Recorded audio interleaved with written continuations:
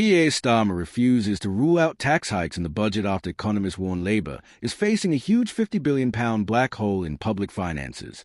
Sir Keir Starmer has just lit a political firestorm, and this one is not going out anytime soon. In a jaw-dropping display of evasion and arrogance, the Prime Minister flat-out refused to rule out yet another round of brutal tax hikes. That's right, after promising hope and economic stability, Starmer now appears to be teeing up a full-blown financial ambush on working Brits this autumn. This isn't just speculation. It's a slow-motion betrayal unraveling right before our eyes. When grilled on the looming £50 billion black hole in Labour's finances, Starmer didn't deny it. He didn't even pretend to have a plan. Instead, he shrugged off the warning signs, saying he didn't recognize some of the figures. What, so now we're ignoring economists because the truth is too uncomfortable? Let's be clear, this isn't just poor communication. This is a government spinning out of control, caught red-handed as its promises unravel. Starmer's refusal to commit to protecting income tax, VAT, or corporation tax from increases speaks volumes. It means your paycheck, your purchases, and your business could all be slapped with higher taxes just to patch over Labour's reckless spending gap. Even worse, Starmer tried to deflect the growing outrage by throwing Rachel Reeves under the bus. He claimed she'd focus on living standards and making sure people feel better off.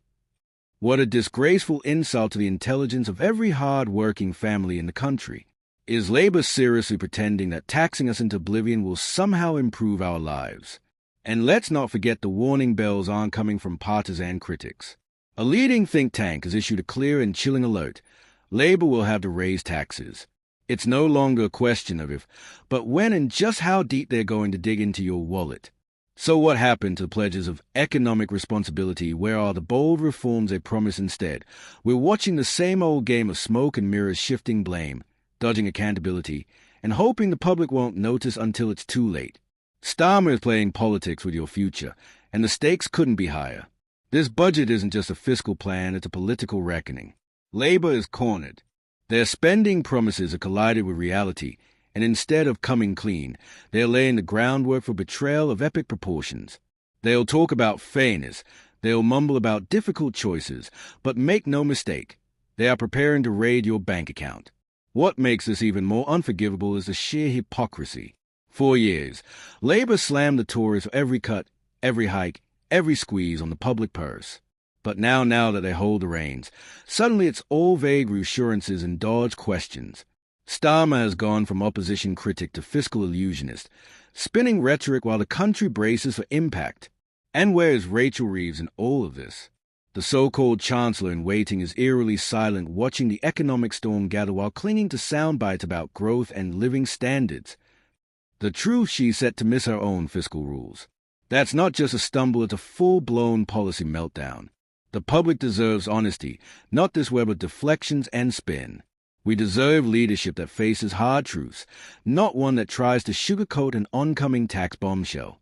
Starmer and Reeves are gambling with the public's trust, and their bluff is being called. If you thought the last few years were tough, brace yourself.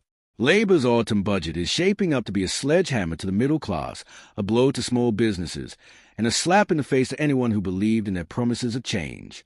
And when it lands, remember this moment when Starmer had the chance to level with the British people and chose cowardice instead. UKE News will keep exposing every twist in this disgraceful saga. Don't let them get away with it. Demand answers.